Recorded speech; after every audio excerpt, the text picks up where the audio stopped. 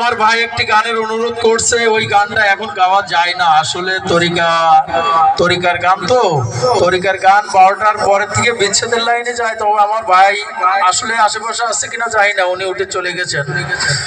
তো সোনিয়া সরকার, শীতের সময় কি আপনাদের হাত বন্ধ?